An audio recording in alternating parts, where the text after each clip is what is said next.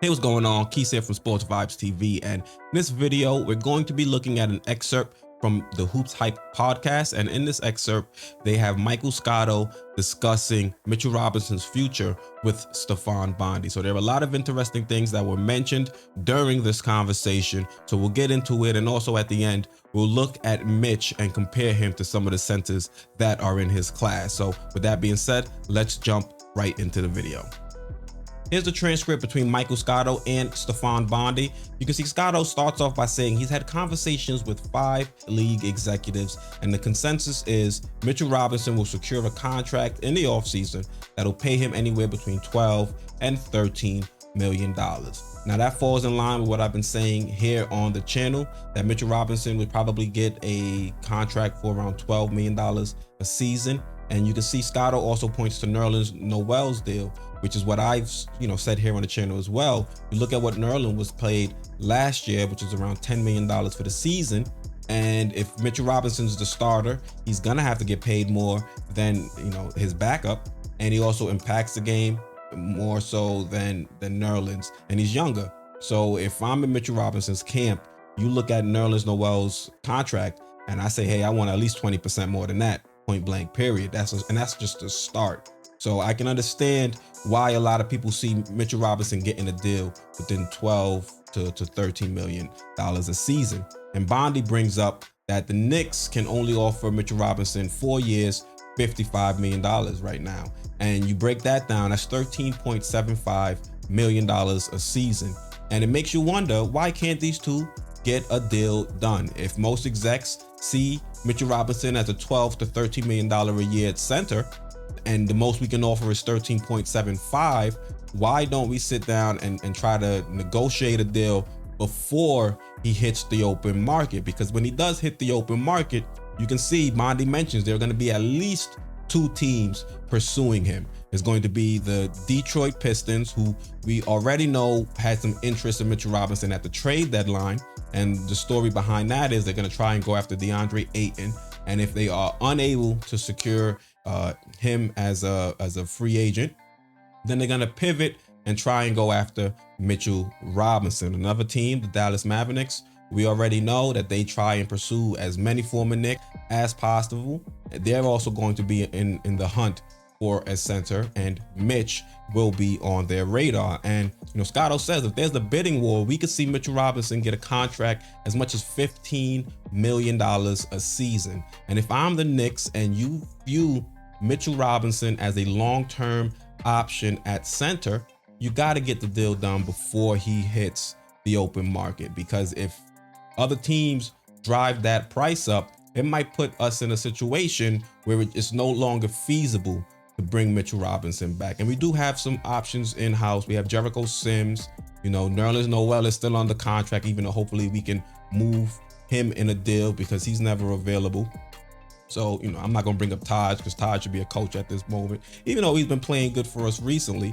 But still, you want to get Mitchell Robinson secured on a reasonable contract, because if he hits free agency, he's not going to be like those other situations where they're a restricted free agent and we can match. Mitch will be unrestricted, and at that point, there's no guarantee he'll return. So me personally, I would hope we can get this deal done before he hits the open market. And also, I looked at some of the comparable centers out there. You look at guys like Robert Williams III, Wendell Carter Jr., Clint Capella. Not so much with Clint Capella, but injury concerns were big with Robert Williams III and Wendell Carter Jr. when they signed their deal. And I went through the game logs. I was able to see what percentage of the games they were available for and played in. Mitch, he was available and played in 91% of the Knicks total games so far. And that's major for a guy like Mitch, who's dealt with injury concerns throughout his career. You look at Robert Williams III, Wendell Carter Jr., they've both only been available or played in 84% of the Celtics and Magic respectively. I included Capella because I think Capella falls in that tier. He doesn't really have injury concerns like that, but I included him as well just to have another variable involved. And no injury concerns for Capella, but he's been available for 88% of the Hawks total games this season. And you look at the salaries of these guys. Robert Williams III, next season, he's going to make 10.7 mil. Look at Wendell Carter Jr. Next year, he'll make 14.1 mil. Clint Capella, he's making $18.2 million next season. So when Mitchell Robinson hits free agency, he's going to have some contracts he can point to and say, all right, I feel like I should be making more than Wendell Carter Jr. Give me 15 mil. And if there's multiple teams that feel like Mitch could be that piece to get them over the edge, I can see them offering him that 15 mil to make him a higher paid center than Wendell Carter Jr. And at that point, the Knicks are going to have to make a decision. Do we match that 15 mil? Or do we say it's time to move on and find another alternative? That's a situation I don't want the Knicks to be in. So let's get this resolved before he gets to free agency. And that way we don't have to deal with it and deal with other teams bidding the price up. But if you want to compare Mitch to some of the other guys, you can see Mitch this season, he's averaging 8.4 points per game, 8.3 rebounds per game, 1.6 blocks per game. He's shooting 77.3% from the field, which is a lot higher than Robert Williams III, who's the next closest at 72.5. And you can see Mitch also is playing, less minutes than Robert Williams III, Wendell Carter Jr., and Capella. So that is something to take into account as well. But me personally, I think Mitch should be our center long term. And unless, the Knicks front office has some deal in place where we can bring in a center that's going to be a step up from Mitch, both, defensively and offensively, I think we shouldn't try to get too cute with this.